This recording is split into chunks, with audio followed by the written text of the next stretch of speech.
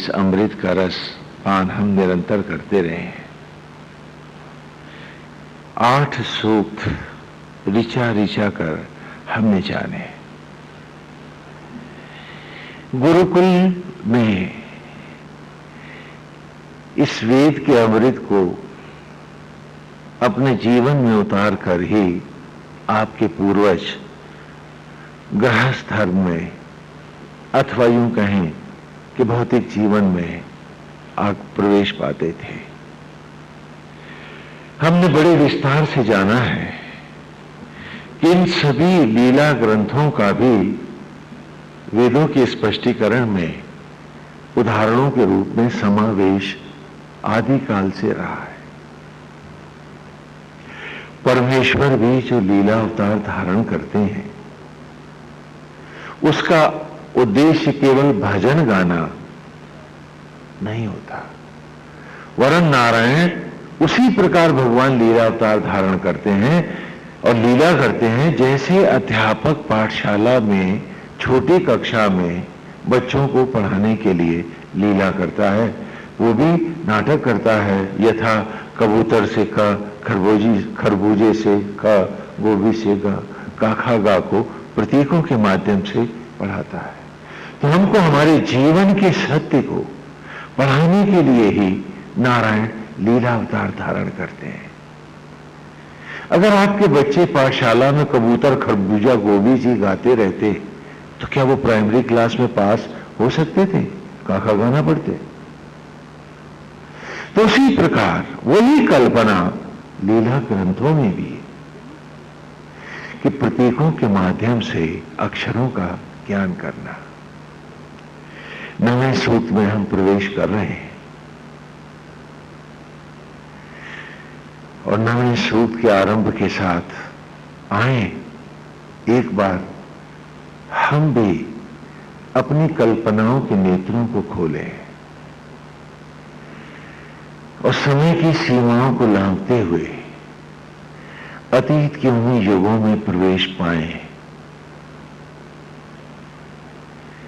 जहां वेद पढ़ाए जाते हैं, जहां गुरुकुल में ही आपके पूर्वज सभी शिक्षा पाते हैं।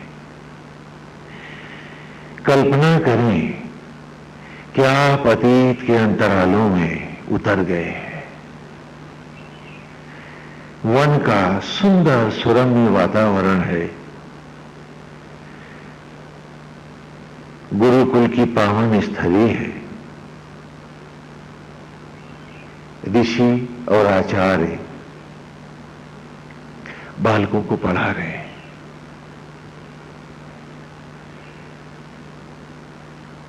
उस सुंदर मनोरम वातावरण में जहां भौतिकता नहीं है, जहां कोई भौतिक लोकाचार और व्यवहार के लिए झूठ नहीं बोलता है, मुखौटे नहीं लगाता है,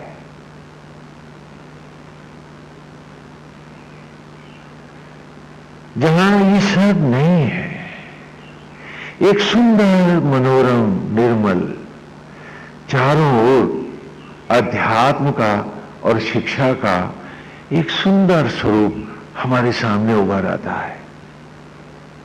बहुत से छात्र हैं, अलग अलग विधाओं में स्वयं को शिक्षित कर रहे हैं।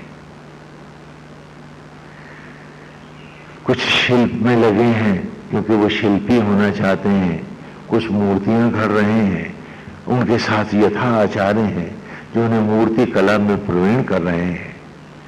और हम घूमते हुए एक ऐसे स्थान पर आते हैं जहां किशोरावस्था से युवावस्था को प्राप्त हो रहे बालक धनुर्विद्या की अपने अंतिम परीक्षाओं को दे रहे हैं,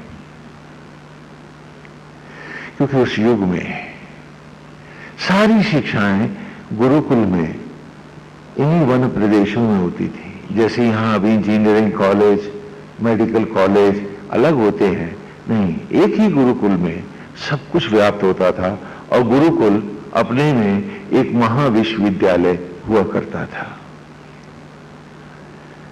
कि जहां बालकों के रहने की कुटियां भी हैं, दूर दूर तक फैली है। सुंदर वन प्रदेश हैं, हाँ, वहां भी मेस हैं जो बालक स्वयं चलाते हैं, मिलकर चलाते हैं, आचार्य ऋषि सब साथ देते हैं। हाँ, एक ऐसा सुंदर वातावरण है कि जहां गुरु और शिष्य की मर्यादा, विनम्रता और प्यार के साथ ही एक अद्भुत अलौकिक दिव्य संभाव है। एको ब्रह्म द्वितीयो नास्ति, जहां राजा और रंग के लड़के भी एक साथ बिना किसी भेदभाव के पढ़ते हैं। ऐसे स्थान पर धीरे धीरे हम उस स्थान के करीब होते हैं अपनी कल्पनाओं में, जहां की धनुर्विद्या का में पारंगत होने के लिए कुछ अंतिम परीक्षाएं हो रही हैं। उनमें एक स्थान पर हम देखते हैं कि एक बहुत बड़ा खंभ गड़ा हुआ है। क्या है? एक स्तंभ गड़ा है। उसके नीचे एक बहुत बड़े कड़ाह में तेल खौल रहा है। तेल भरा है जिसे अग्नि के द्वारा खौलाया जा रहा है, लकड़ियों से आग जलाकर। उस खंभ के ऊपर एक चरखी बंधी हुई है जो निरंतर दौड़ाई जा रही है, और उस चरखी के साथ एक सिरे पर डोरी से बंधी हुई एक लकड़ी की मछली है, पूरी बनी हुई है, उसकी आंखें भी बहुत सुंदर बनी हैं, और वो चरखी नचा रहे हैं, हाँ, बालक। और आज परीक्षा है। हर बालक को 5-5 बाण दिए गए हैं और उनसे कहा गया है कि धनुर्विद्या की पारंगत होने की, पूर्णता की परीक्षा में वे उत्तीर्ण होकर आज दिखाएं हमको। सभी के पास धनुष है और 5 बाण है, छठा नहीं है किसी के पास।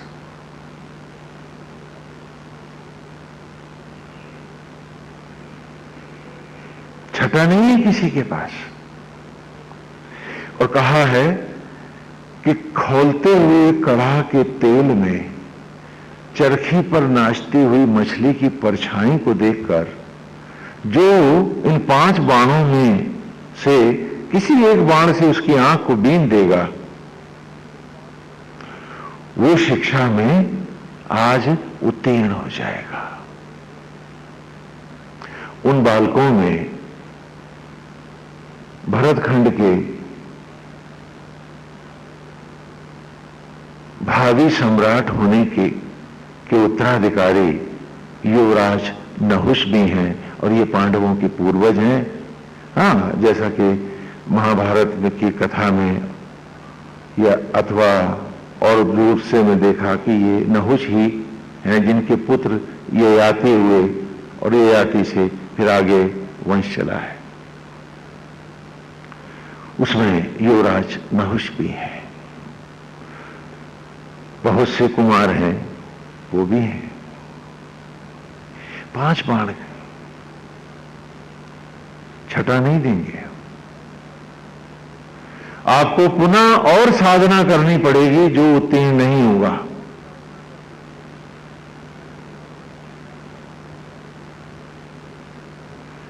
ऋषि वेद पढ़ाते हैं, आचार्य यथा प्रतिभाओं में बालकों को पारंगत करते हैं कि कड़ाह में खौलता हुआ तेल है, ऊपर नाच रही मछली है जिसकी परछाई उस तेल में पड़ती है। जब जब वो नाचती हुई आती है लहरों में, खौलते हुए तेल में, स्थिर नहीं है वो,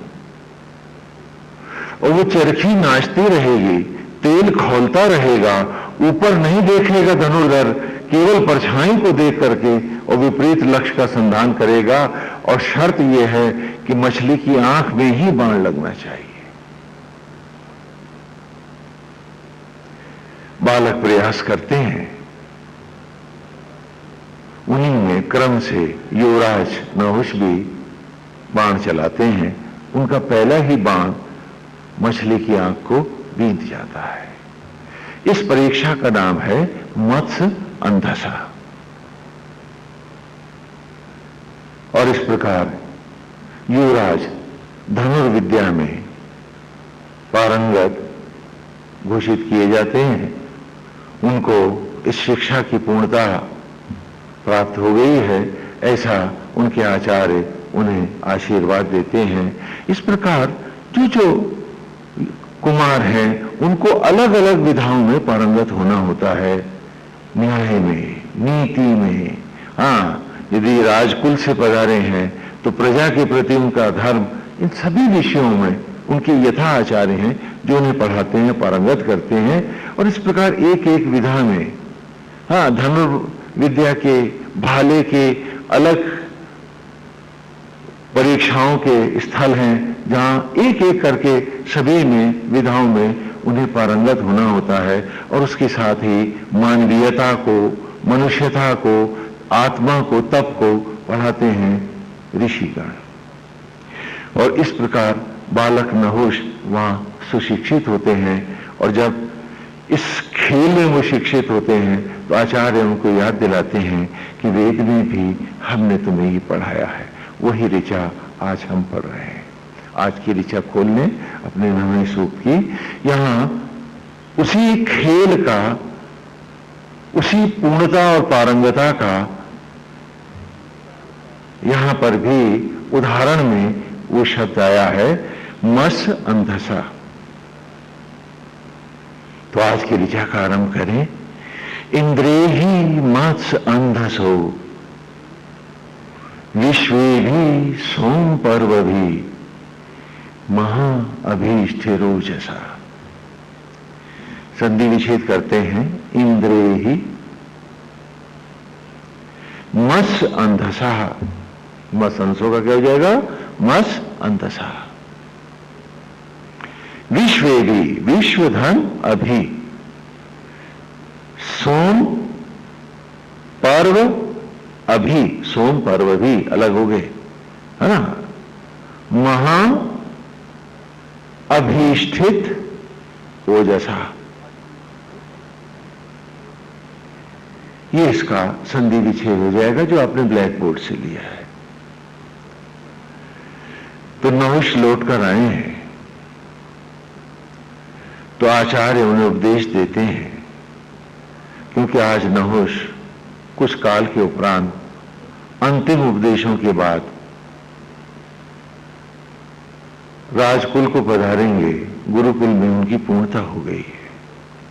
तो ऋषि उन्हें फिर पढ़ा रहे हैं कि वो खेल जो तुमने खेला था, उस अंधी मछली की जो आंख में बाण मारा था, बालक उसे केवल धनुर्विद्या की पारंगता ही न समझना, ये तुम्हारे जीवन का मंत्र है। केंद्र ही मस अंधसो, कि हे इंद्र, हे आत्मा, हे यज्ञ, हे प्रदीप्त, अपने को पुकारता हूं बेखुदी में, क्योंकि राम तो बैठा है भीतर। तो इंद्र ही मस अंधसो, क्या मेरे अंतर के देवता है ब्रह्मा विष्णु महेश, हे आत्मा, हे यज्ञ, ये जीवन जगत जो कुछ भी है अंधी मछली का खेल ही तो है। इंद्रे ही मास अंधसो, विश्व भी, अभी माने सम्मुख होना, जब संसार के सामने खड़ा हूं तो भी खेल अंधी मछली का है। और सोम पर्व भी, सोम अर्थात ज्योतियों की, धर्म की, अमृत की राह आया हूं, आत्मा से जोड़ने चला हूं, ईश्वर को पाने का, भक्ति का भी मार्ग है, तो भी खेल मस अंधस का है कि लक्ष्य विपरीत है और परछाई से साधना है उसको। यही तो मनुष्य का जीवन है। वो होते हैं अंधे, वो होते हैं पगले जो मारते हैं तेल में बाण, क्या बींद पाएंगे जीवन के अभीष्ट और लक्ष्य को? क्योंकि परछाइयों पर कुल्हाड़े चलाने से पेड़ नहीं गिरा करते।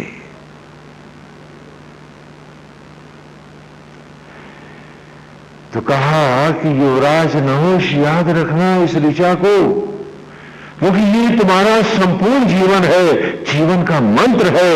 वेद का प्रत्येक ऋचा एक अमृत का भरा हुआ कुंड है, और बड़े निर्धन और भाग्यहीन है वो जो इसे जान नहीं पाते।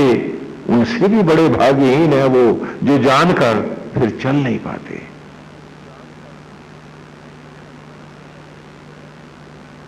अज्ञानी पर प्रभु दया करते हैं, और जो जान करके भी ना चलना चाहें, बताओ उन्हें माफी कैसे मिलेगी।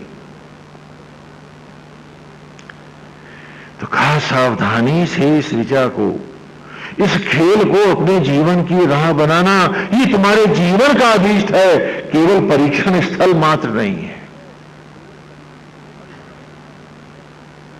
इस खेल की चर्चा पुनः आई कि जो मछली की आंख को बींदेगा वही द्रुपद की कन्या को, द्रौपदी को पाएगा।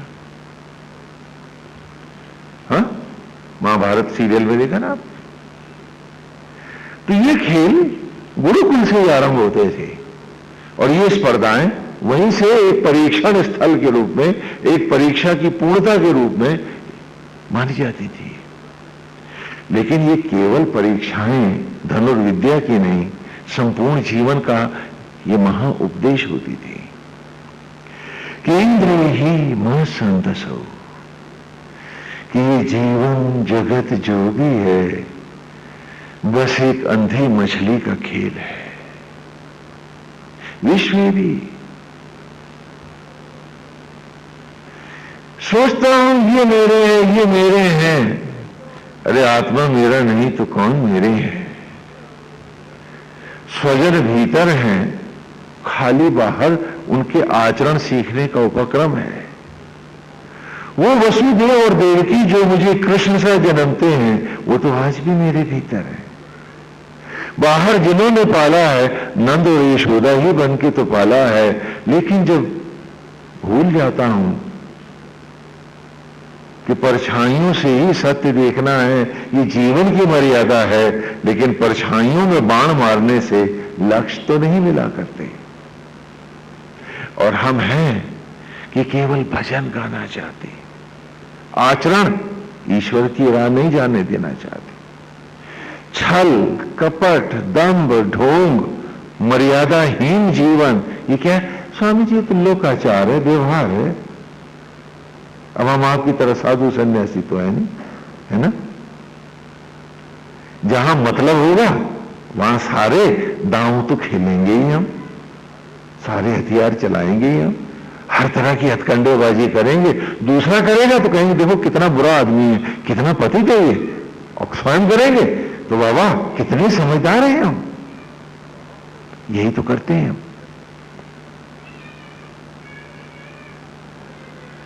कहा कि जीवन जगत जो भी है अंधी मछली का खेल ही तो है। विश्व भी संसार के सामने खड़ा हूं, सोचता हूं दाम्पत्य धर्म में, दाम्पत्य जीवन को भोगता हूं, भोगता तो आत्मा को हूं।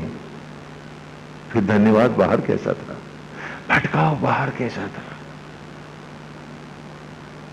यदि इन इंद्रियों को आत्मा सामर्थ्य न देता तो ये भोगती क्या। अभिव्यक्ति के माध्यम को ही आनंद माने बैठा हूं, और आनंद का जो उद्गम है, जहां से आनंद का सोता फूटता है, उसे पहचानता नहीं हूं। तो भौतिक जीवन में खड़ा हूं तो भी खेल अंधी मछली का है।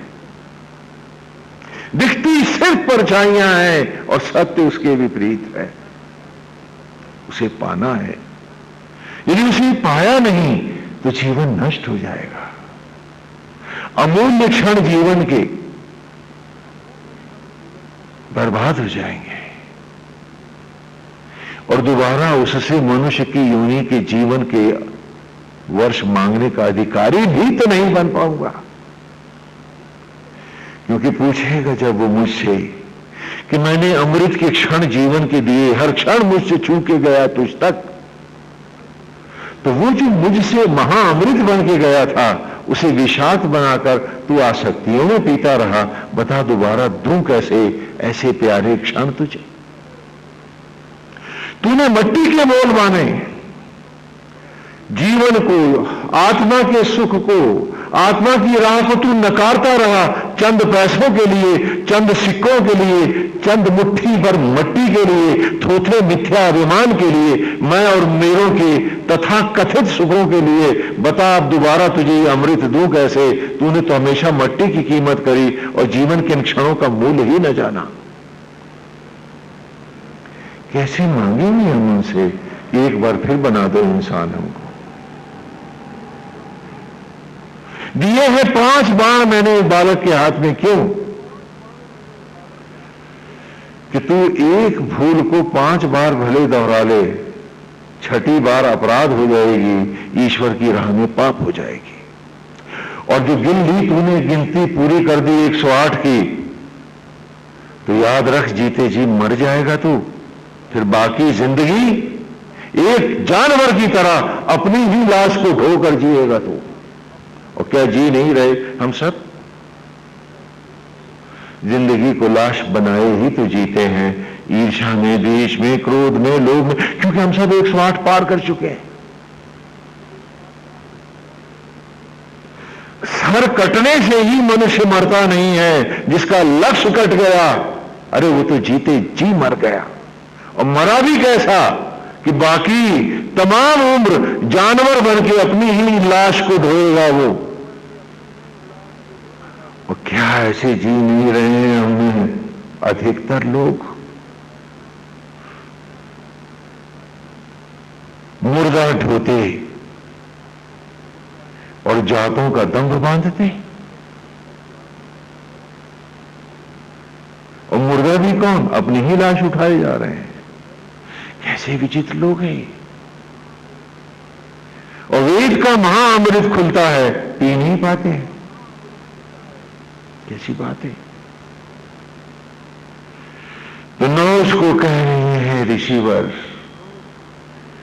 कि इस भौतिक जीवन को अंधी मछली का खेल मान के ही गुरुकुल से उपराम होकर भी जीना, कि बाहर लीला जगत है, यही राम लीला है, भीतर सत्य जगत है, यही स्वधन अर्घ स्वर्ग है। स्व माने आत्मा, अर्घ माने सीमित होना, अर्गला माने कुंडी, सांकल जो दरवाजे में लगाते हैं, कि आत्मा में सीमित होना ही स्वर्ग है। और भौतिक जीवन को केवल परछाई मान करके उनका लीलाओं में निमित्त भाव में धारण करना ही सत्य धर्म है। क्योंकि बाहर बाण मारोगे कुछ मिलेगा नहीं, लक्ष्य तो यहां भीतर बैठा है। पाना उसको है जो बैठा है भीतर तेरे। और सोम पर्व भी, और ज्योतियों की राह में जाओगे जब चलोगे तुम, तो मत भूलना इस ऋचा को। यहां भी खेल अंधी मछली का है। वो जो देखते हो बाहर पवित्र मंदिर खड़ा, वो तस्वीर है तुम्हारी।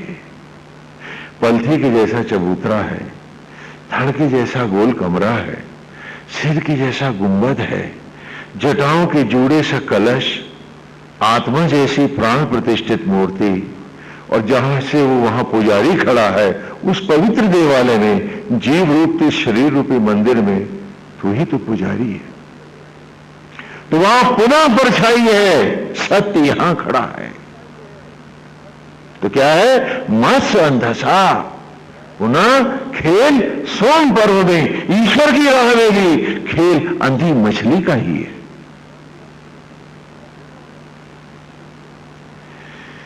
और हम हैं कि मंदिरों की पवित्रता तो सजाए घूमते हैं, और वो पढ़ाने के लिए दिए थे कबूतर, खरबूजा और गोभी, पढ़ने थे जिंदगी के काका। पहचानना था इस पवित्र मंदिर को जिसकी हर ईंट रख रहा था परम पिता स्वयं परमात्मा। उसे मैले से मैला किए हुए थे, समझदारी से जी रहे थे। क्या बात है कि सोम पर्व में, कि जब ज्योतियों की राह में आना तो खाली माला न नचा के रह जाना, खाली त्योहार न कर लेना, खाली हाथ पांव तिलक त्रिपुंड सजा के तीज महावर करके न रह जाना। सोम पर्व भी, ये भी मस अंधसा है, ये भी अंधी मछली का खेल है। जो भूल जाएगा इसे, वो न पाएगा स्वर्ग। वो अपने जीवन के हर क्षण का कर्जदार हो जाएगा और ढोएगा जिंदगी को लाश बनाकर अपनी वो खुद। पशु भी रात को बोझा उतार देगा, लेकिन इसकी तो रात भी बोझिल होगी, क्योंकि बोझा लाश का इसके कंधों पे लगा ही रहेगा। ये लाश उड़ेगा, लाश जिएगा, और बस वह बोझा उठाने वाले पशु भर ही रहेगा ही। तो युवराज नहुष तुम भूलना मत सोम पर्व भी, कि ज्योतियों की राह में भी ये खेल अंधी मछली का है। बाहर बैठेगा जब तू हवन और यज्ञ में, तो याद रखना कि बाहर का यज्ञ इस जीवन यज्ञ को पढ़ाने के लिए है। वहां जो आचार्य बैठा है वो तेरा आत्मा है, वहां जो उपाचार्य बैठा है वो तेरे शरीर में प्राण वायु है, और वहां जो यज्ञ का कुंड है वो आदि ज्वाला आदि शक्ति ब्रह्म अग्नि वो देवकी है जो प्रज्वलित है, जिसमें यज्ञ का भोजन रक्त में बदल रहा। और वहां जो यजमान बैठा है जीव रूप, तू ही शरीर रूपी यज्ञशाला का यजमान है। मत्स्य अंदसा, मत्स्य अंदसा, मत्स्य अंदसा। खाली बाहर स्वाहा आहा आहुतियों के चढ़ाकर मत समझ लेना कि तूने कोई पुण्य कमाया है। वो तो प्रेरित करने के लिए था कि पुण्यात्मा होके जी इसको यज्ञ बना, और वो तूने बनाया नहीं है, नाटक करके चला गया तू। ये ऋचा हमें पढ़ा रही है, और इस ऋचा ने पढ़ाए हैं युग, और ये हैं पूर्वज तुम्हारे इस ऋचा को जीवन की धारा बनाकर।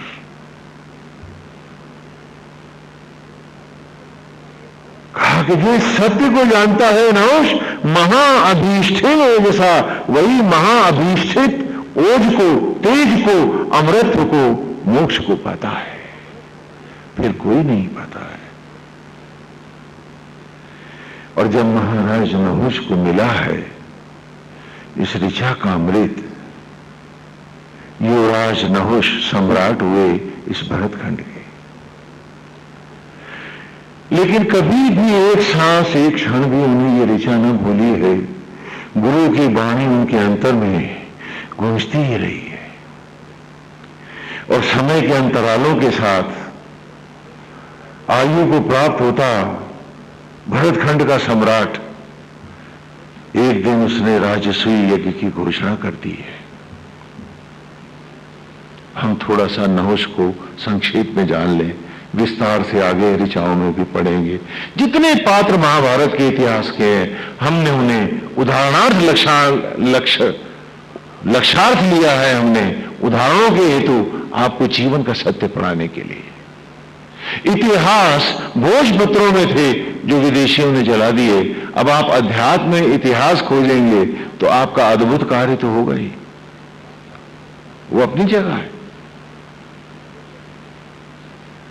नहुष ने जीवन को मस अंधसा की धाराओं में जिया है, और धर्मात्मा नहुष की सारे भूमंडल पर देवलोक में भी प्रतिष्ठा है कि वो एक ऐसा सम्राट है जो धर्म के मर्म को जानने वाला है, और समय के साथ ही देह की भी मर्यादाओं की अनुरूप राजसूय यज्ञ की नहुष ने घोषणा कर दी। राज शब्द का अर्थ होता है ज्योति। ऋग्वेद के प्रथम ऋषि में तो हम चल ही रहे, प्रथम सूक्त की 8वीं ऋचा में हमने पढ़ा है ना, राजंतम अध्वराणाम गोपाम ऋतस्य दीदिविन। राज माने ज्योति। तो राजा यहां शासक नहीं है, राजा माने रास्ता दिखाने वाला, गाइड। क्योंकि सनातन धर्म में, सनातन परंपराओं में आत्मा के अब बाद कोई राजा नहीं होता है, राम ही राजा होता है, जो अभी हमने स्तुति में गाया, राजा राम। बाकी सब राज माने ज्योति है। हमारा अधिष्ठाता तो प्रभु है, हमारा आत्मा है। ये वो धर्म है जिसने प्राणी मात्र में साम्यता और एकता ढूंढी है और जीव मात्र को आत्मा से अनुशासित होने की बात करी है कि पशु गुओं की तरह बांध करके चलाने की बात, भेड़ों की तरह चलाने की बात संप्रदाय करते हैं। धर्म तो आपको आपकी आत्मा से अनुशासित होने की बात करता है। तो राज माने ज्योति, सूर्य माने उत्पन्न होना, पैदा होना। तो सम्राट ने घोषणा दे दी है कि वो राजसूय यज्ञ करेगा, अर्थात वो ज्योतियों की राह जाएगा। अब वानप्रस्थ धर्म को प्राप्त होगा, गृहस्थ से उपराम हो जाएगा। खाली हवन करने से कोई राजसूय यज्ञ नहीं होता है, संकल्प से होता है, धारण से होता है, मन से वाचा कर्मणा उसमें झुकने से होता है। राजसूय यज्ञ की घोषणा हुई है, सभी राजाओं को सूचित कर दिया गया है कि सम्राट राजसूय यज्ञ कर रहे हैं। युवराज ययाति अब राज्य का कार्यभार संभालेंगे, क्योंकि सम्राट नहुष निमित्त सम्राट होंगे। 12 वर्ष का वानप्रस्थ है, 1 वर्ष का अज्ञातवास है, गृहस्थ भी लेता है। हाँ, चाहे वो राजा है, वैश्य है, कोई भी है, सभी लेते हैं कि अज्ञान की शूद्रता से उभरे, गुरुकुल में आए तो वैश्य कहलाए, क्षत्र को धारण किया, विवाह के समय तो क्षत्रिय हुए, वानप्रस्थ धर्म को प्राप्त हुए कि अब आत्मा की ब्रह्म की राह चलेंगे तो ब्राह्मण कहलाए। धर्म की आदिकालीन यही परिभाषा रही है और आज भी यही है। संप्रदायों ने अपनी मनमानी की है। तो उन्होंने कहा है कि अब वो क्षत्रिय धर्म से उपराम होकर ज्योतियों की राह, आत्मा की राह पूर्ण रूपेण जाएंगे तो राजसूय यज्ञ करेंगे।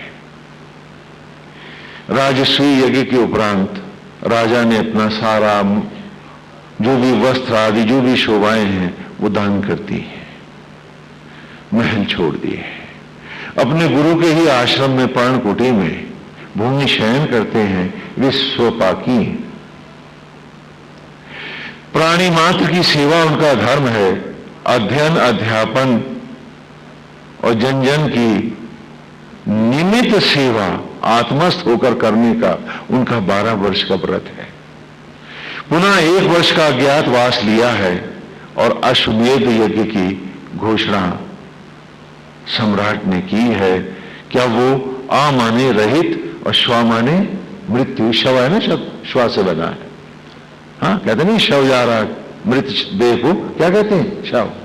तो अश्वमेध, अधन श्वा धन मेध, कि अश्वा जो मृत्यु से रहित जो नित्य तत्व आत्मा है उसमें मेध कर रहा हूं, उससे द्वैत कर रहा हूं। तो क्या कर रहा हूं, अश्वमेध कर रहा हूं, न कि नहीं वहां घोड़ा मार रहा हूं।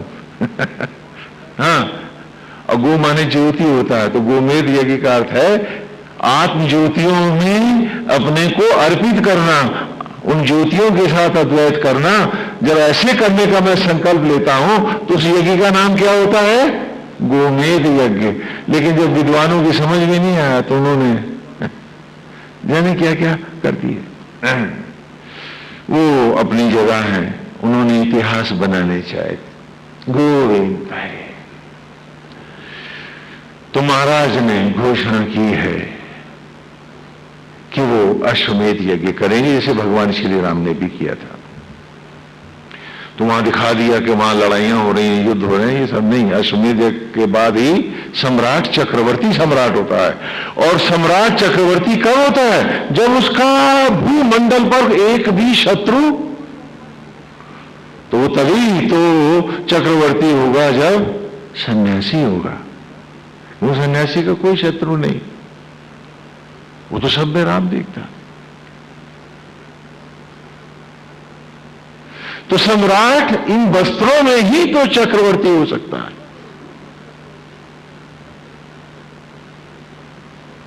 क्योंकि चक्रवर्ती जिसका कोई शत्रु नहीं वो मात्र आत्मा है और दूसरा न कोई। तो जब वो पूर्ण रूपेण आत्मास्थ होगा तभी तो वो चक्रवर्ती होगा। और राजसूय यज्ञ करने के उपरांत महाराज नहुष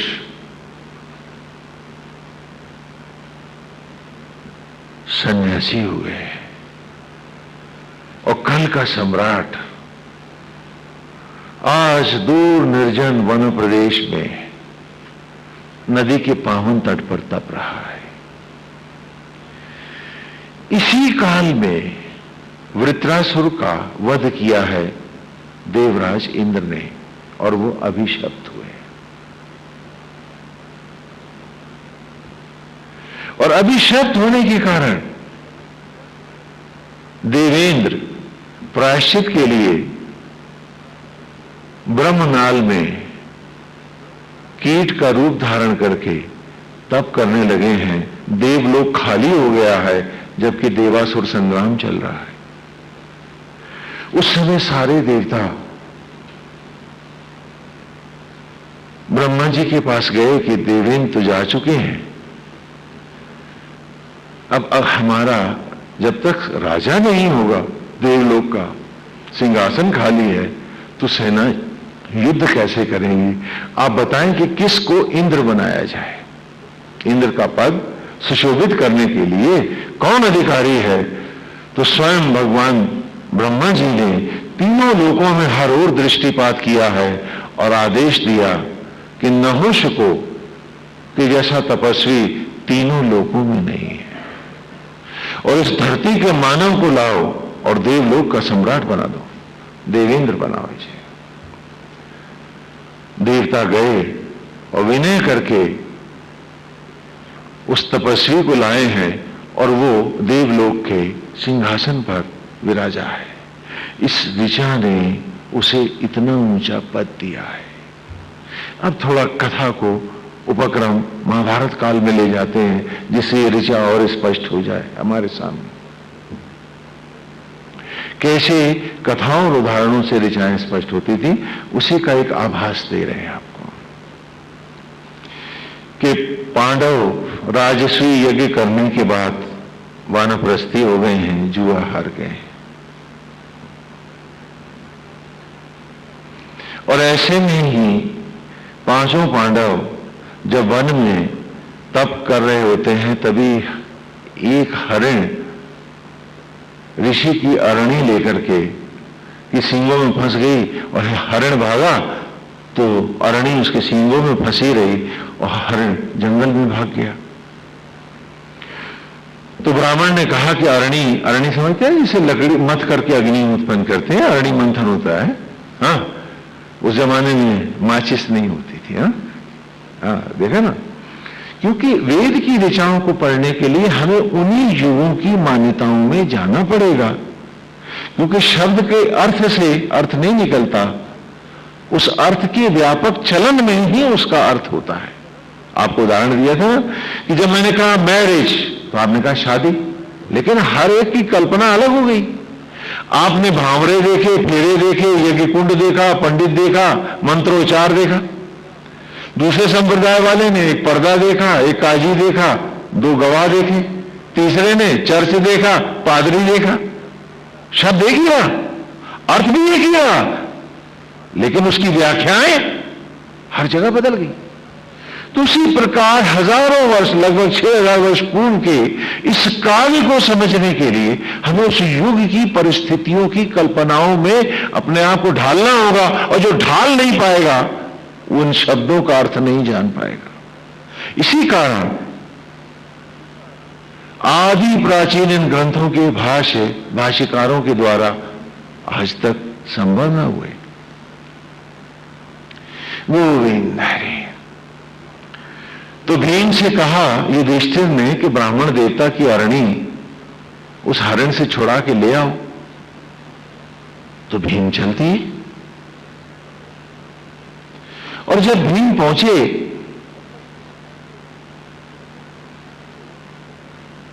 तो उन्होंने देखा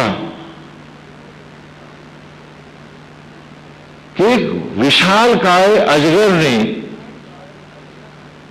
हरिण को अपने में लपेटा है और अरणी उसकी सींग में फंसी है। तो भीम ने जिसके पास 1000 हाथियों का बल है, उनके लिए मामूली सी बात है, वे आगे बढ़े तो अजगर ने हरण को छोड़ दिया और भीम को पकड़ लिया। भीम ने पूरा प्रयास किया और आश्चर्य हुआ कि 1000 हाथियों से भी अधिक बलवान ये अजगर है, और भीम ने पूरा प्रयास किया, नहीं छूट पाए तो शिथिल हो गए।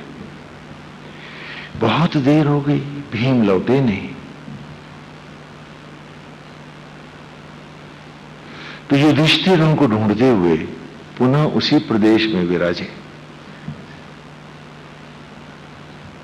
तो देखा कि अजगर ने अपने बदन में बांध रखा है भीम को, और भीम शिथिल हो गया।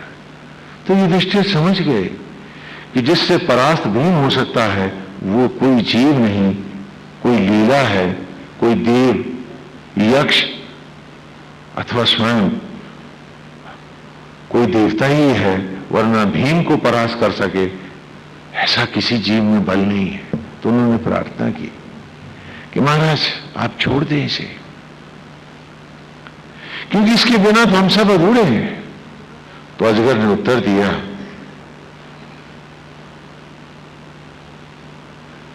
कि युधिष्ठिर, मैं तुम्हारा पूर्वज नहुष हूं। महाराज, हमने तो सुना कि हमारा पूर्वज नहुष सदैव इंद्र के लोक को प्राप्त हुआ था, देवता हुआ था। कहा हां, मैं वही नहुष हूं।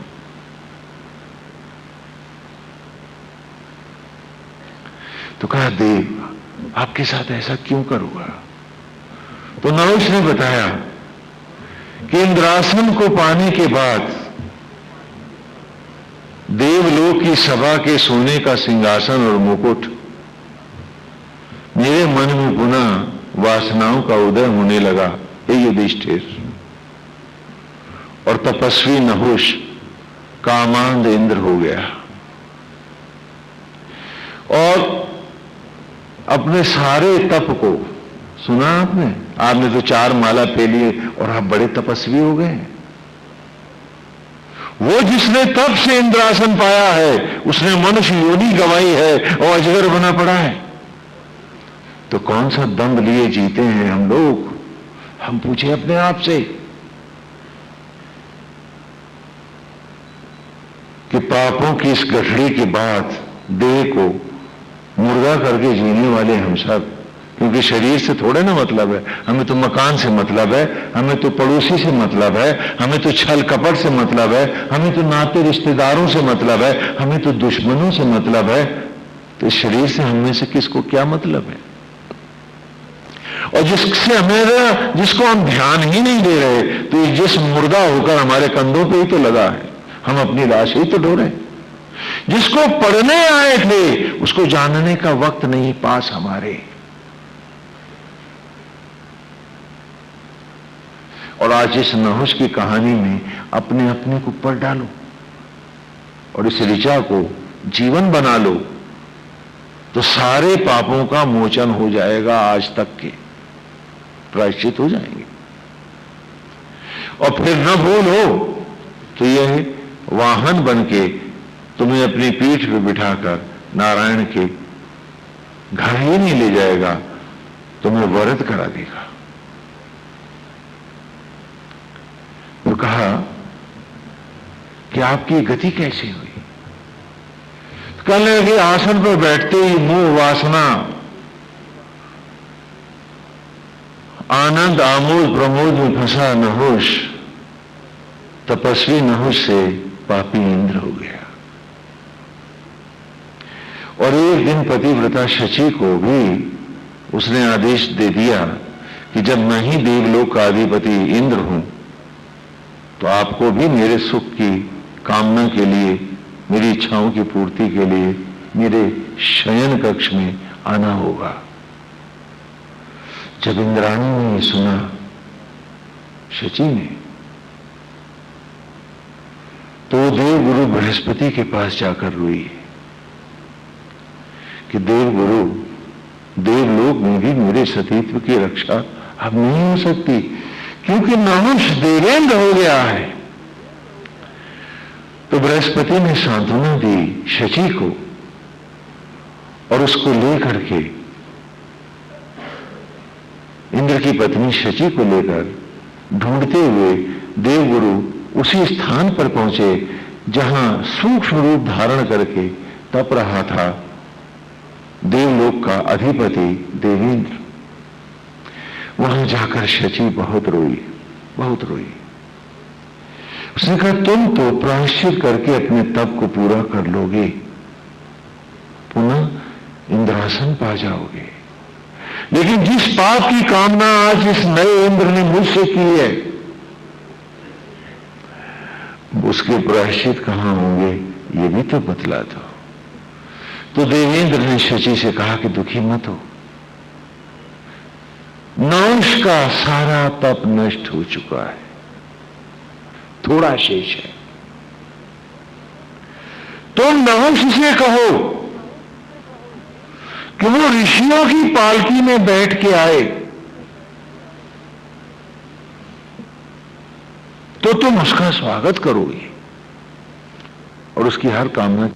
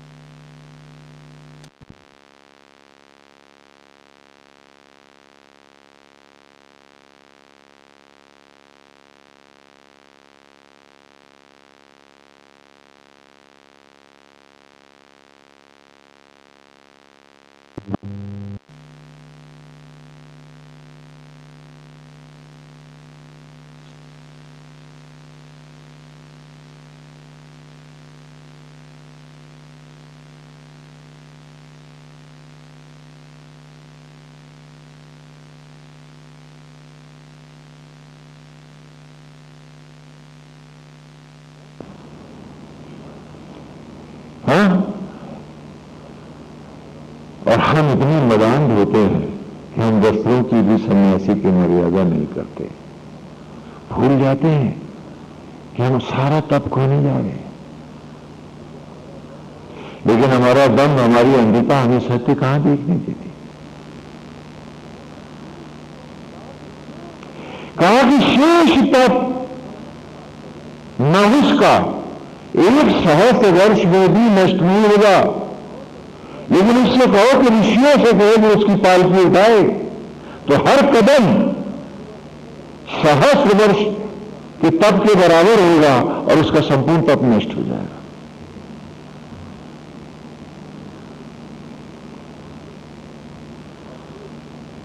और फिर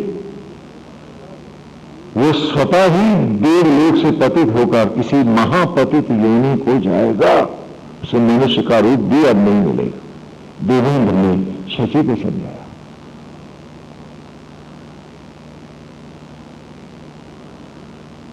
मान गई शची ने जाकर के यथा सूचना भेज थी। तो नहुष कहते हैं कि कामातुर था मैं, अंधा था मैंने ऋषियों से कहा कि मेरी पालकी उठाओ, और मैं उस पालकी पर चढ़ बैठा। ऋषि उठाकर मुझे महारानी शची के महल की ओर ले चले। हर कदम मेरा तप नष्ट होता गया, पाप का भार भड़का रहा, पालकी डगमगाने लगी। बूढ़े ऋषि अगस्त का कंधा दुखा, उनके कदम लड़खड़ाए।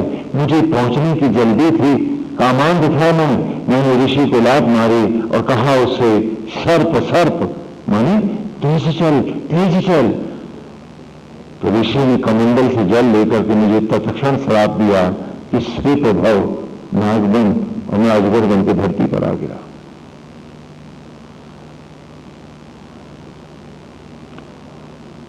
कामांध विषांत और आसक्त जगत में फंसा अंधा मन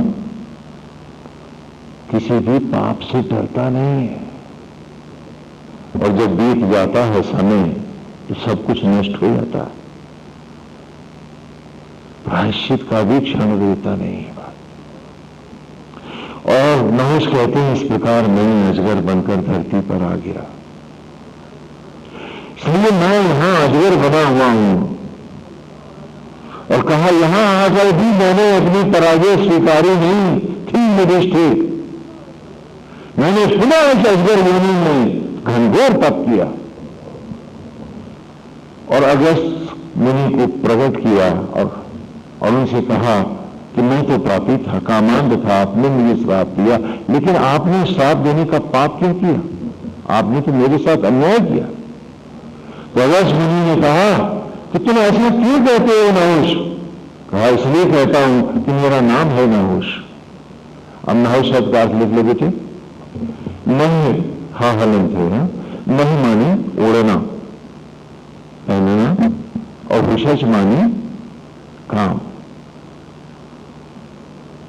नहुष शब्द इसी से बना है। जो काम को ओढ़ के उत्पन्न होता है अथवा जो काम के द्वारा उत्पन्न होता है उसे संस्कृत में क्या कहते हैं? तो हम सब क्या हैं? बोले बोले क्या है हम सब? हम सब नहुष हैं। तो कहानी किसकी सुना रहे थे हम आपको? आप ही की। न माने ओढ़ना, उसे माने काम। जो काम के द्वारा उत्पन्न हुए, जो दंपत्ति धर्म में उत्पन्न हुए, वो जीव मात्र क्या है? वो नहुष है। तो गुरु कहते हैं कि बालकों तुमको तुम्हारी कथा सुनाता हूं मैं। ये मत समझना कि अतीत की कोई कहानी सुना रहा हूं। अरे मैं अतीत की सत्य कथा को उदाहरणार्थ लेकर तुमको तुम्हारा परिचय दे रहा हूं। अंधों की तरह भुला न देना बात मेरी, याद रखना है। उन्होंने कहा कि मैंने कहा कि जब मैं नहुष हूं, काम के द्वारा ही प्रकट हूं, तो कामातुर हो जाना तो मेरी भूल है, अपराध तो नहीं है, तो पाप कैसे हो गया? अगर मुझे कहने लगे नहीं यही तेरा पाप था, तो नहुष कहने लगा कि मैं मानूंगी नहीं। तब अगस्त ने कहा तूने इंद्रासन कैसे पाया था? तो नहुष ने यही ऋचा दोहराई वहां, और यही युधिष्ठिर को भी महाभारत में। कहने जब पूछना मुनि अगस्त ने कि मैंने एक मानव होकर इंद्रासन कैसे पाया, तो मैंने उनको बताया इंद्रियों ही न संदसो विश्वे भी सोम पर्व ही महाअभीष्ठिर कि मैंने इस जीवन जगत को नस अंधस का खेल जानते हुए अनासक्त भाव से राष्ट्र धर्म को, गृहस्थ धर्म को, वनग्रस्त को, तप और यज्ञ को भी अनासक्त भाव से लेता हुआ आत्मा में ही सदा आसक्त रहा। इसीलिए हे ऋषि मैंने मनुष्य से देवत्व पाया था, इंद्रासन मिला था मुझे। तो मुस्कुरा कर उत्तर दिया अगस्त मुनि का इसीलिए तो मैंने तुझे श्राप दिया था कि ये ऋचा इंद्रासन पर बैठते हुए तू भूल क्यों गया था? यदि याद रहती ये ऋचा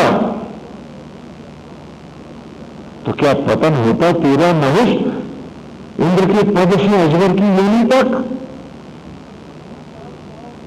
तो नहीं जान पाओगी तुम अपने आप को। जिस दिन ये ऋचा छूट जाएगी तुम मनुष्य तो क्या तुम पशु भी निकृष्टतम हो जाओगे, इसी शरीर में, इसी खोल में, इसी चमड़ी में। नहुष कहते हैं कि अगस्त मुनि की ये बात मुझे भीतर तक छू गई और यहां मैं अगस्त से परास्त हो गया। तब अगस्त मुनि ने कहा कि नहुष तुम प्रायश्चित करो और पुनः इस विचार को अपने जीवन में उतारो और सुनो इस बार तुम इंद्रासन नहीं पाओगे, तुम आवागमन से मुक्त हो जाओगे, मोक्ष होकर परम पद होगा तुम्हारा। तो नहुष कहते हैं कि मैंने पूछा मुनि अगस्त से कि हे देव मुझे कब तक यहां तपना पड़ेगा? तो अगस्त मुनि ने कहा नहुष से कि नहुष अभी तेरे 3 संदेह बाकी हैं महाभारत में। तेरे अभी 3 संदेह बाकी हैं। जिस दिन 3 संदेहों का तू मनसा वाचा करना तेरा इन संदेहों से निराकरण हो जाएगा। अरे महेश, तू परम पद पाएगा, उससे पहले तेरा उद्धार नहीं होगा। और वो 3 संदेह फिर जिससे तुम उनका निराकरण कर सकते हो, क्योंकि तुम धर्मराज के पुत्र हो, अर्थात स्वयं धर्म हो। तुम युधिष्ठिर ने कहा कि आप अपनी संदेह प्रकट करें। महाभारत महाकाव्य में जितने भी काव्य हैं सब में ये प्रकरण आया है, आप लोग उसे वहां भी पढ़ सकते हैं। तो कहा पहला संदेह है मेरा कि क्या वर्ण व्यवस्था जन्मनीय है?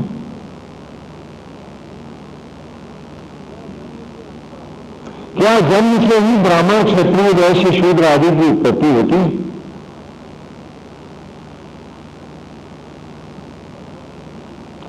तो धर्मपुत्र युधिष्ठिर अर्थात धर्म ने उत्तर दिया, ये कदापि नहीं हो सकते और ये असत्य है। क्योंकि एक ही परम पिता परमात्मा से, एक ही आत्मा से प्रकट संपूर्ण सचराचर किसी भी जन्मना व्यवस्था में सत्य सिद्ध नहीं होता। ये गुण कर्म विभाग सा है। देखो गीता में भगवान ने कहा है कि चातुर्वर्णम महाश्रेष्ठम गुण कर्म विभाग सा, और उसका विस्तृत व्याख्यान है महाभारत में युधिष्ठिर का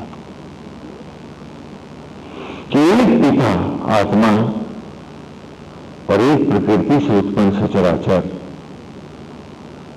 हम में किसी में कोई भेद नहीं है। कृष्ण के सब सखा बराबर। का दूसरा संदेह है मेरा युधिष्ठिर,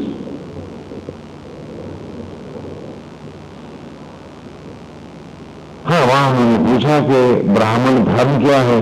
तो कहा आत्मस्थ होकर जीना, अपरिग्रही होना, संपूर्ण सचराचर में अनासक्त भाव से ईश्वर की लीला स्थली मानते हुए सारे सचराचर को बागबान एक आत्मा को सत्य मानकर आत्मस्थ जो जीता है, केवल वही ब्राह्मण होता है। वो जो आसक्तियों में, लिप्साओं में, भौतिकताओं में जी रहा है, वो भले जन्म से ब्राह्मण हो लेकिन धर्म से वो ब्राह्मण नहीं माना जाएगा। वो शूद्र ही होगा, क्षत्रिय होगा, अन्य होगा, ब्राह्मण नहीं होगा। ब्रह्म जानाति ब्राह्मण, वह जानाति ही ज्ञानाति, कि वो ब्रह्म ज्ञान को ही संपूर्ण जीवन बनाकर जी रहा हो, आत्मस्थ होकर जो जिए, वही ब्राह्मण है। वो जो लोभ में, जो दूसरों से इच्छा और कामना कर रहा है, उसका कोई ईश्वर नहीं है, क्योंकि वो ईश्वर से तृप्त नहीं है। अतृप्त है तभी तो बाहर इच्छाएं कर रहा है वो। तो जो ईश्वर का अनादर कर रहा है वो ब्राह्मण कैसे होगा? तो दूसरा संदेह है, पूछता है नहुष युधिष्ठिर से कि क्या शूद्र भी ब्राह्मणोचित कर्म कर सकता है? उत्तर दिया युधिष्ठिर ने नहुष को कि 12 वर्ष तक सरस्वती नदी के किनारे तप करता।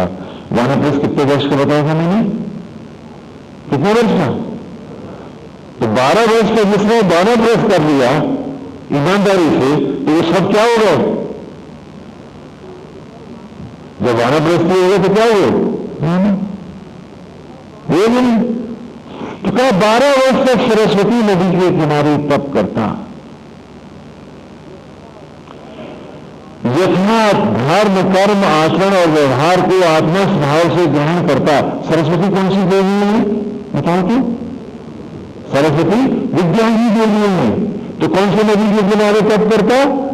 वेद की गंगा के किनारे, उन ऋचाओं के किनारे, ये नदी जिसके किनारे जो तुम सब बैठे हो, हम वेद की चर्चा करते हैं, ये सरस्वती है, ये अदृश्य नदी है, क्योंकि ये वाणी से प्रवाहित होती है। इसलिए इस नदी का दूसरा नाम क्या है? वाणी। मां सरस्वती का दूसरा नाम क्या है? वाणी। ये नदी आदिकाल से अदृश्य है, क्योंकि ये वाणी से प्रभावित होती है, ऐसे बहती है और यूं ग्रहण की जाती है कानों से। बोलो, समझना क्या? तो कहा 12 वर्ष तक सरस्वती नदी के किनारे अर्थात ज्ञान की देवी को जीवन में मनसा वाचा कर्मणा धारण करता। 12 वर्ष क्यों दिए हमने आपको किसी भी वन से इस पकाने के लिए? क्यों दिए? इसलिए कि 12 वर्ष में जब आपका खान पान रहन सहन बदल जाएगा तो 12 वर्ष में सारा शरीर उस नए आवरण के साथ ढल चुका होगा। तो पूरे पिछले आवरण का तो पता ही ना होगा। हाँ, आप रक्त की बात कर सकते हो कि स्वामी जी ब्लड तो होता है। तो अब मैं आपको ये भी नोट करा दूं कि आपके शरीर में जो खून है उसकी उम्र सिर्फ 3 महीना 20 दिन होती है। वो ब्लड जो आज आपके शरीर में पैदा हुआ है उसकी लाइफ कितनी है? तो कोई भी ब्लड रिलेशन 3 महीना 20 दिन के बाद कहां रह पाता है? वो भी एक अज्ञान है हमारा, क्योंकि सबसे कम आयु शरीर में ब्लड की, रक्त की होती है।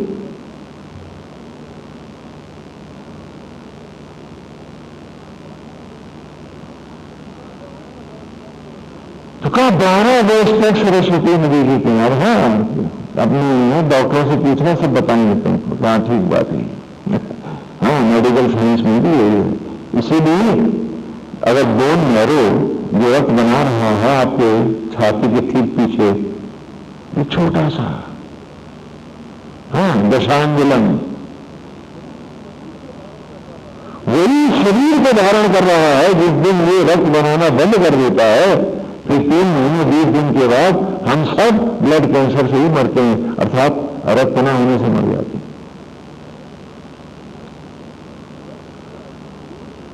तो रक्त की आयु केवल 3 महीना 20 दिन रहती है, क्योंकि ये निरंतर उत्पन्न होता रहता है।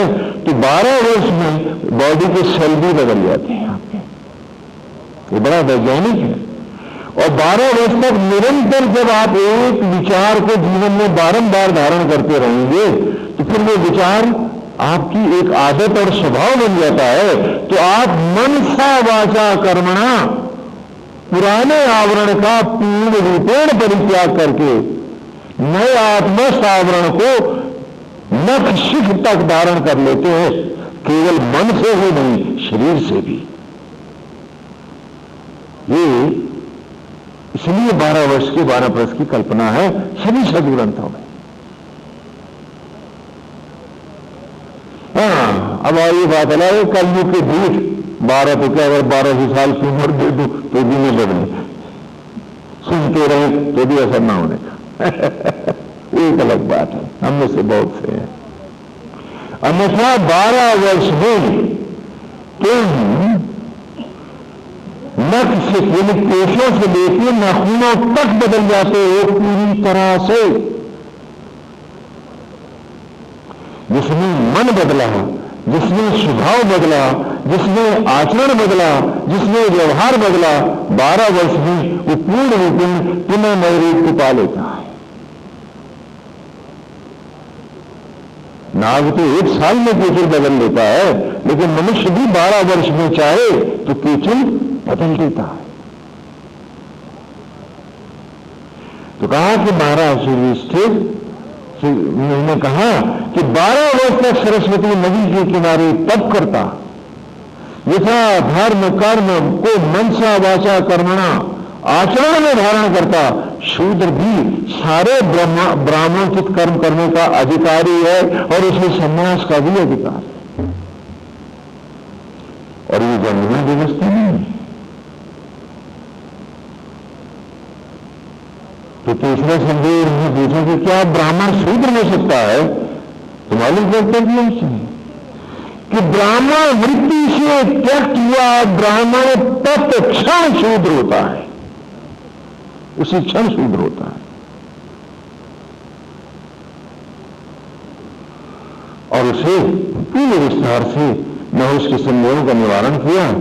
और तब नहुष ने कहा, हे युधिष्ठिर, मैं संतुष्ट हुआ, मेरे मन में कोई संदेह नहीं है, मेरे हरे श्री हरि है, मेरा आत्मस्थ भाव है और मैं पुनः अपनी इसी दिशा में लौट गया हूं। ऐसा कहते हुए उसकी संपूर्ण देह लोप हो गई और एक ज्योतिर्मय स्वरूप को धारण करता नहुष भीम को छोड़ता हुआ तेजस स्वरूप धारण करता अनंत को प्राप्त हो गया। ये कथा बता रही है हम सबको कि हम सब भी वही नहुष हैं, जीव मात्र नहुष है तो तुम सब क्या हो? और जिसने इन 3 संदेहों को नहीं निवारण किया, सुन लो, उसकी अगली अवस्था अजगर की होगी, सांप की होगी, और वो किसको खाएगा? अपनी ही संदेह। सुनेंगे तो क्या आप चाहोगे कि अगले जन्म आप सब नहुष बनो, अजगर बनो और अपनी ही संतानों को पकड़ो, नाग बनो, दसो? यदि आप ऐसा नहीं चाहते,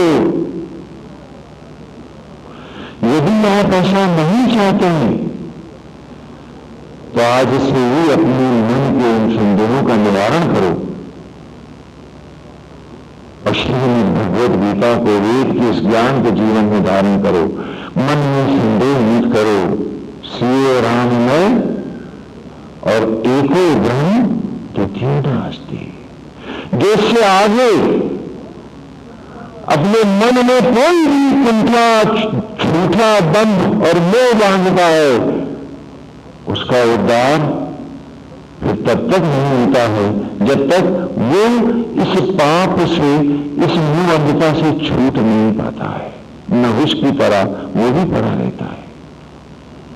तो नहुष ने ये दिशा युधिष्ठिर को दी। युधिष्ठिर मैंने गुरुकुल में इस अमृत को पाया है कि इंद्र ही मत्स्य अंधसु,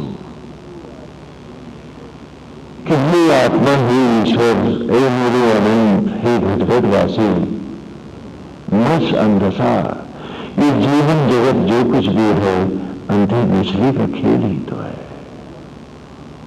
अज्ञानी होता हूं तो तेल में निशाने साधता हूं, जीवन नष्ट हो जाता है। मछली तो ऊपर दौड़ रही है। और आज इसी दिशा को न जानने के कारण हमारे सामने घर की, व्यक्तिगत, राष्ट्रीय समस्याएं हैं, सामाजिक उलझने हैं। क्यों? क्योंकि हम समस्या के मूल पे नहीं जाते हैं, परछाइयों के कुल्हाड़े चलाया करते हैं। हम भूल जाते हैं कि एक ही समाधान था कि यदि राष्ट्र का प्रत्येक व्यक्ति आत्मस्थ हो जाता, भरतखंड देवलोक हो जाता। अतृप्तियों की पूर्ति से पेट नहीं भरा करते, मन नहीं भरा करते। ईश्वर ने जो सारी धरती भर पाता है,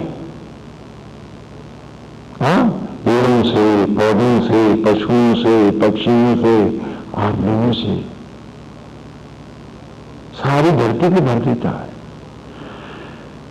नदियों को भर देता है जल से, पर्वतों पर बर्फ के अंबार ले आता है जो विधाता, और सागर को जल से परिपूर्ण ही नहीं करता, जल को भी जीवन से परिपूर्ण कर देता। वो परमेश्वर जो आकाश के सितारों से भर देता है और चारों ओर जीवन को लहरा देता है, वो परम पिता परमात्मा आज भी एक आदमी के मन की भूख को मिटाने में असमर्थ है, नहीं भर पाता है। क्यों? क्योंकि भूख को मिटाने में लग गया, जो पाप कमाने में लग गया, वो याद रखो। और हम हैं किसी भूख के पीछे भागते हुए। इंद्रियों की, विषयों की, अतृप्तियों की भूख नहीं मिटाया करते लोग। ज्ञानी जन विरक्त हो जाते हैं इच्छाओं से और पा जाते हैं परम सत्ता को।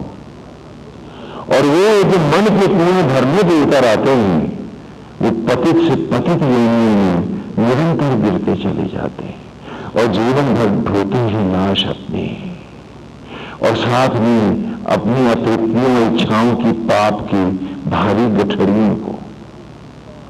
तमाम उम्र उनकी दुख चिंता में अपने को सताने में जाती है और अगला जन्म इन पापों के प्रायश्चित के लिए महापतित योनियों को चला जाता है।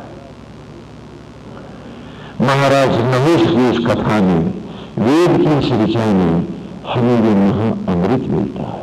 क्या कि इंद्रिय ही नस अंधसो, कि आत्मस्थ हो जाने जीव तू आज।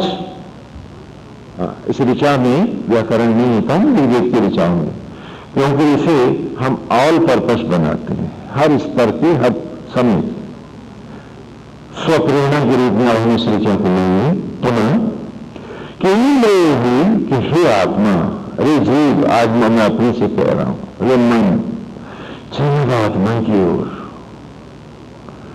हमें भटक रहा है तो बाहर, ये मेरा, वो तेरा, ये मिल जाए, उसका क्या हुआ, ये झूठ है सब। सत्य तेरे भीतर बैठा है, उसका एप्लीकेशन ही तो बाहर है। और तमाम लोगों तुम्हें इसी बता दी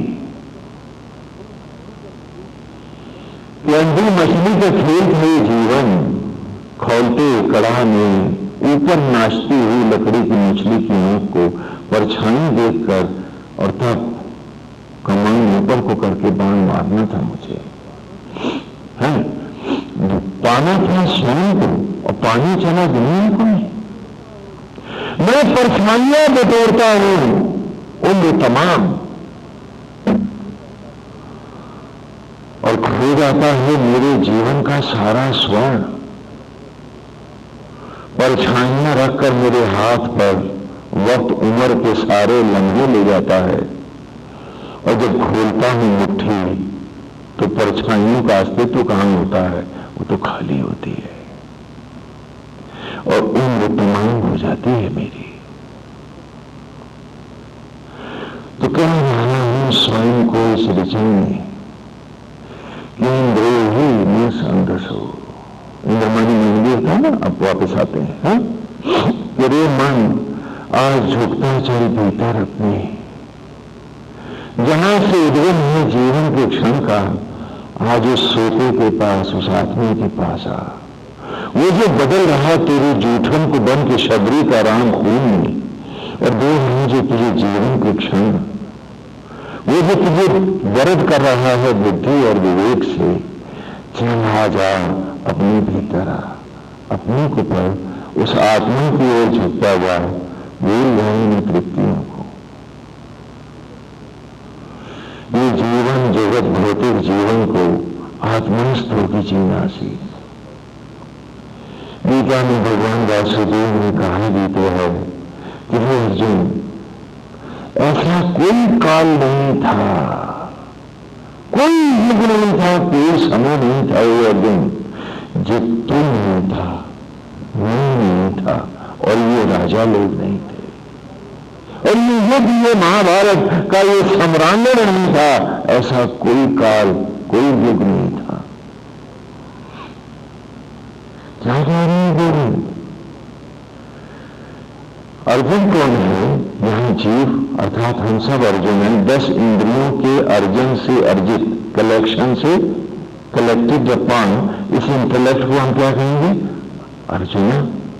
और क्योंकि संस्कृत में मन को हम इंद्र कहते हैं, और मन की इंद्रियों से अर्जित ज्ञान ही तो बुद्धि है, तो जीव ही तो अर्जुन है। शरीर रथ है, आत्मा श्री कृष्ण आज भी इसको सांस धड़कन से चलाते हैं, वो भोजन को रस में कैसे बदलता है, वो मुझे मिट्टी से निशान कैसे बनाता है, ये गोविंद जानता है, हम में से कोई नहीं। तो कहा इंद्रियं न संतसो, है ना। और कहा कि ही अर्जुन, कोई ऐसा युग नहीं था जब ये रथ न था, ये जीव अर्जुन न था, आत्मा श्री कृष्ण थे। और ये राजा लोग अर्थात ये तृप्तियां, ये इच्छाएं, ये भटकाव न थे, ये जीवन का सम्रांगण न था। जब ही had been fighting all alone in many forms. क्योंकि महाभारत तो लाइफ की स्ट्रगल का नाम है, जो कि हम हर सांस हर क्षण दिन रात लड़ते हैं। जिसे लड़ते हैं भारत सारे, उसी युद्ध का नाम तो महाभारत है। और भारत कहा है आप सबको, भरत माने सबका भरण पोषण करने वाला, अर्थात वो परम पिता, वो आत्मा श्री राम कृष्ण जो भी कहूं, और क्योंकि उसी ने हम सबको उत्पन्न किया है, तो भरतस्य अपत्यम भारतम, भारत नाम हम सबका हुआ है। क्या आत्मा के द्वारा उत्पन्न हम सब हैं, तो भरत आत्मा का नाम है, भारत हम सब है। हाँ, तो गीता के भी मर्म को यहां देखें। हम सोचते हैं कि वहां तो बाहर बाहर लड़ाई हो रही थी, तो हमने तो भजन गा लिए, स्वामी जी हो गया। अरे क्या हुआ भाई, वो कहानी तुमको गीता में मैं तुम्हारी सुना रहा था मित्र, और तू ख्याली दास बना जाने कहां भटक रहा था।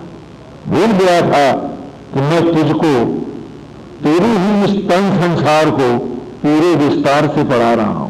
क्यों? क्योंकि यही पढ़ना तेरी जरूरत है, यही तेरा अभीष्ट है, यही तेरा लक्ष्य है। क्यों बाहर तेल में बाण मार रहा है, वहां तो परछाई है, सत्य भीतर है। ऐसा कोई युग नहीं था, ऐसा कोई काल नहीं था, ऐसा कोई समय नहीं था जब ये राजा लोग, अर्थात ये इच्छाएं, ये तृप्तियां, ये विषय, हाँ, ये चौधराहट, ये झूठे दंभ, ये पाप करने की मनोवृत्तियां, ये सड़े हुए मुखौटे, ये न थे। अरे जीव तू न था, अथवा मैं आत्मा होकर इस शरीर रथ को चलाने वाला न था। हाँ, हर युग में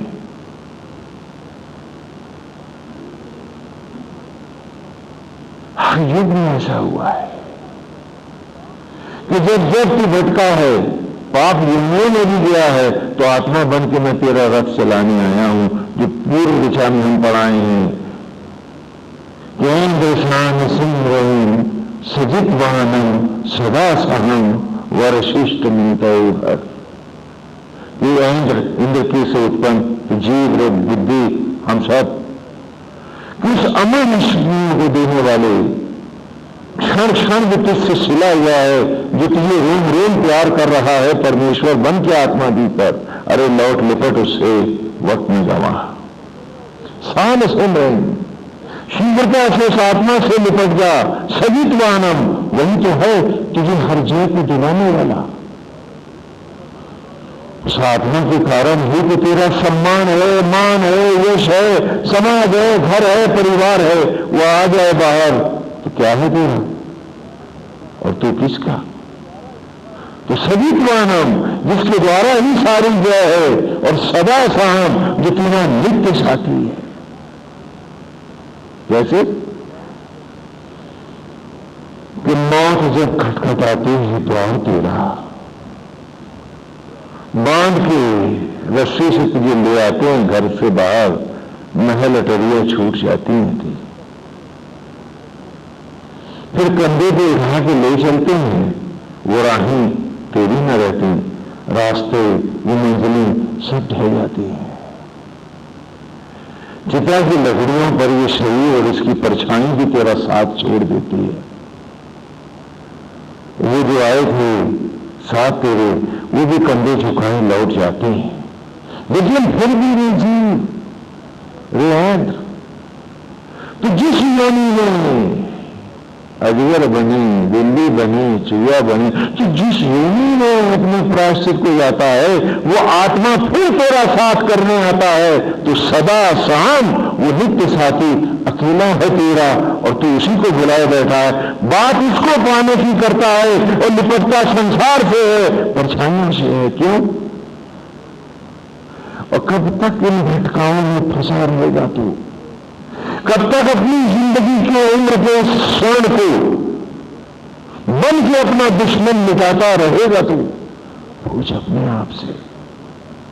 कब चेतेगा, कब जागेगा, कब होगी तेरी आत्मा की राह में एक सुबह नई सुहानी मनोरम होगी? कभी वो सुबह तेरी जिंदगी में कि जब तेरे मन मैला न होगा, उसमें ईर्ष्या देश बदले की झूठ प्रपंच की सड़ांग न होगी, दुर्गंध न होगी। होगा कि वो दिन कभी जिसमें तू अतिशय निर्मल होगा। होगी वो सुबह क्या कभी चीड़े नहीं रही कि 100 वर्ष की उम्र का सोना राख हो जाए और तू सिर्फ पापों की गठरी बना, प्रायश्चित की योनियों पे जाए। क्या तुझे उपलब्धि नहीं? पूछ अपने आप से। जिनके लिए आज तुम भटके बैठे हो, श्रीमद् भगवत गीता भी कह रही है ये नाते रिश्ते न थे, ये राजा लोग न थे, हे अर्जुन ऐसा कोई युग न था जब तू नहीं था, अर्थात जीव तू न था, मैं न था, मैं आत्मा सारथी न था, ये रथ न था, अथवा ये आसक्त जगत न था। तो इस युद्ध के महत्व को नहीं अर्जुन मुझे पहचान और निमित्त होकर, निमित्त मात्र होकर हे सव्यसाची तू युद्ध कर। जो सत्य को आत्मा में खोजता हुआ हर सांस से अपनी आत्मा की मनोहर छवि को बसाता हुआ, उठते बैठते सोते जगते उसके सौंदर्य में, उसकी सुंदर मुखाकृति में अपने जीवन के हर क्षण को धन्य करता हुआ, बाहर के हर कर्तव्य को पूर्ण ईमानदारी से स्वयं को ईश्वर का निमित्त मान के अनासक्त भाव से धारण करता हुआ, हर क्षण आत्मा के सुख से सुखी, अमृत से अनंत सुखद और उसकी मनमोहक छवि से मैं स्वयं को हर क्षण को रोम झूम झील मिलाता हुआ फिर तुम्हें जी सकता हूं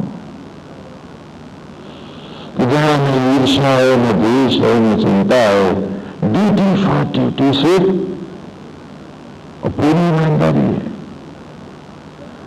कि बाहर परछाइयां हैं, सत्य के गोविंद आप भीतर हैं, क्षण भीतर से आता है, न तो मकान से न बैंक से।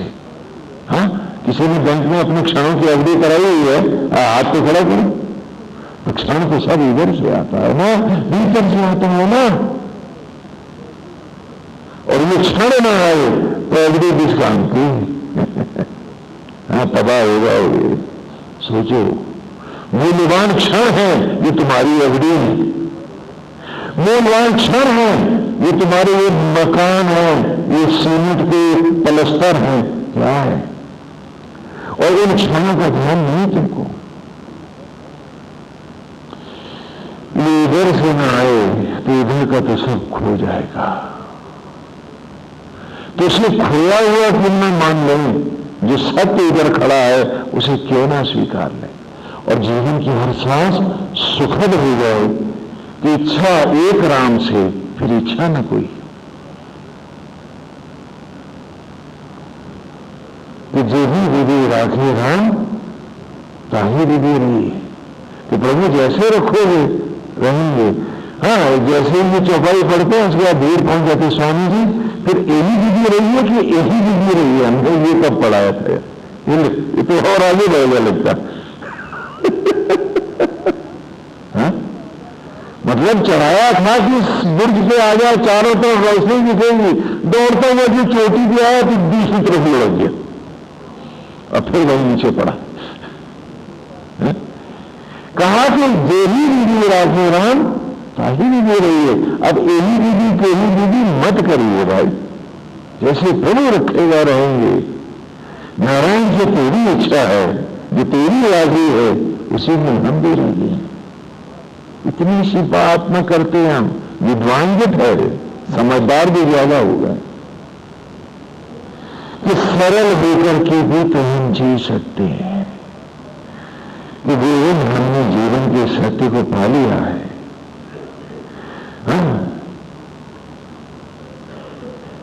कि कोई मां को उंगली नहीं बना पाई, किसी पिता को एक रोना बनाने नहीं आया, तो सत्य तो भीतर था, वो तो परछाई थे। क्योंकि भस्मी को अन्न में और अन्न को दो शिशु में ढालने वाली तो वसुदेव और देवकी अर्थात ब्रह्म ज्वाला और आत्मा है, तो सत्य तो वही खड़ा था और हम थे ये परछाइयों को सच बनाए बैठे। ठीक है, ये सत्य की ही परछाई है, इसका आदर भी ऐसा ही करेंगे जैसे पिता को वो सम्मान करते हैं तो उसके चित्र का भी अनादर नहीं करते हैं।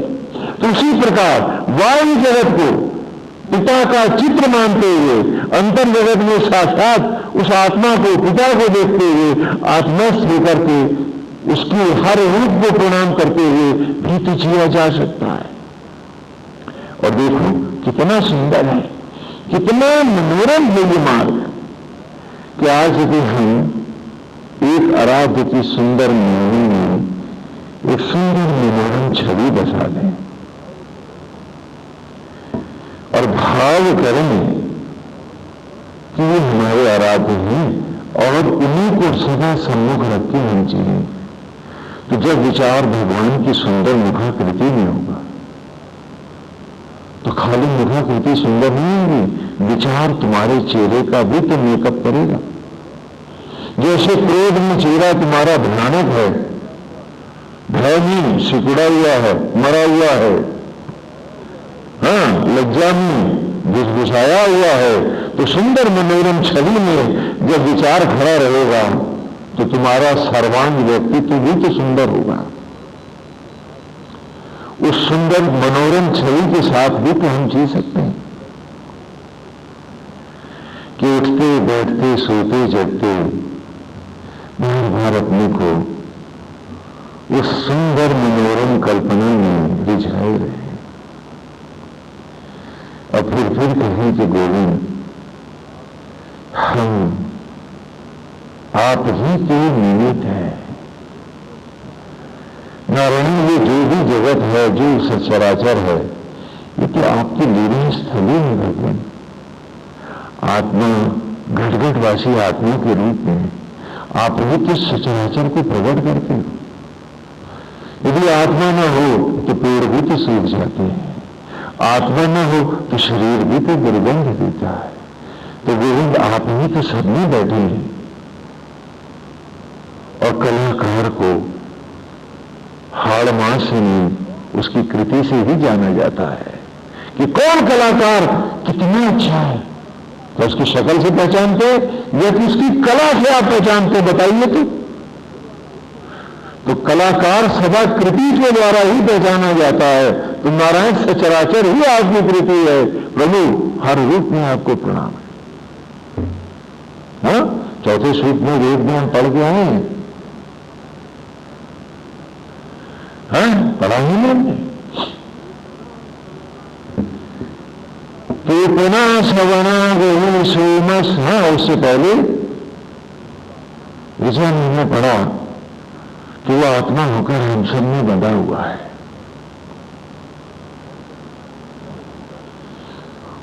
और वही क्षण क्षण आत्मा होकर हम सबको बना रहा है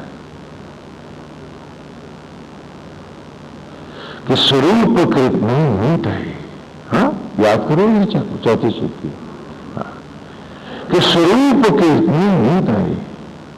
स्वरूप माने सगुण साकार आप सब, ये पेड़ पौधे, ये पशु पक्षी, तो संपूर्ण सगुण साकार को प्रकट करने वाले कृत्रिम कलाकार और मूर्ते और अपनी हर कृति में स्वयं बनने वाले गोद हे ग्वाले हे गोविंद, हाँ आत्मा होकर बने, बनाया चित्र उसने और स्वयं आत्मा होकर विराजता अपने बनाए हर चित्र में। तो ऐसे भी पिछड़ा जा सकता है कि नारायण जब हर रूप में गोविंद आप विराजते हैं तो नारायण आज हर रूप को प्रणाम है। अब ईर्ष्या द्वेष लोभ मोह इन सब में हम नहीं पड़ेंगे। नारायण हम इन चित्रों में ही अनासक्त रहते हुए चितेरे में उस कलाकार में ही आसक्त होंगे, क्योंकि कलाकार है तो चित्र है, कलाकार हटता है तो चित्र मिट जाता है। तो चित्र तो परछाई है, लक्ष्य तो कलाकार है हमारा। हाँ तो इंद्रिय हुई मास अंधसो, इस मास अंधस को खेल को विश्व भी संसार को भी हे मन चल अब आत्मा की ओर चल, जगत को मस अंधस का खेल समझ, परछाइयों से क्या लिपटना, हमें तो कलाकार चाहिए जिसके हटते ही मिट जाती हैं कृतियां, जिसके जाते ही हर चीज एक भ्रामक साया सा झड़ जाता है, लोप हो जाता है, फिर कहीं भी तो वो नजर नहीं हो जाता आता, जैसे ही हट जाता है चित्रकार चित्र में से। तो चित्र तो परछाई है, सत्य तो तू है गोविंद। तो आज सत्य से ही निपट के जीना है। हाँ पिछली बार रविवार को भी हमने जाना कि आसक्त और अनासक्त दोनों क्या है, जुड़वा भाई है। क्या है, प्रेम ब्रदर्स है। कोई भी व्यक्ति अनासक्त हो ऐसा नहीं हो सकता है, कोई भी व्यक्ति पूर्ण रूप में अनासक्त हो ऐसा भी नहीं होता है। इसका यथा प्रयोग करना है, क्योंकि आसक्त नहीं होगा तो अनासक्त कैसे जानेगा, दिन नहीं होगा तो रात का क्या पता, और रात नहीं होगी तो दिन की पहचान क्या होगी। तो क्या है कि इसको हमें यथा प्रयोग करना है। यही वेद की हर ऋचा हमें पढ़ाती आ रही है कि आसक्त भाव का प्रयोग नारायण में करो, कि नारायण हम आप में आसक्त हैं, पूर्ण रूप में आसक्त हैं, प्रभु अब आप ही के हो गए, और जगत को वो सहज ही बिना कहे अनासक्त भाव आ जाएगा, क्योंकि जब दिन उधर जाएगा तो रात बाहर आ जाएगी, और जब रात भीतर जाएगी तो एक दिन बाहर होगा। या अंशा सर्वभूता नाम तस्याम जागृति संयमी।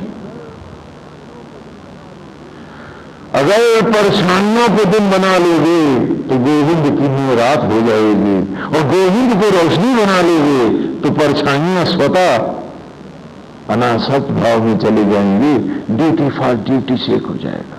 तो जो मेरा धर्म है वो मैं करूं, और हर सांस अपनी कल्पनाओं के सुंदर मुकुट पहनाऊं उसे, अपनी मोहक भावनाओं की हीरे मोती से बना जड़ूं उसकी सुंदर केश राशि, और भक्ति का बांसुरी थमा दूं उसके कोमल हाथों में, और बिठा के सामने मिलूं अपने मन की आंखों से निरंतर इसकी छवि निहारा करूं।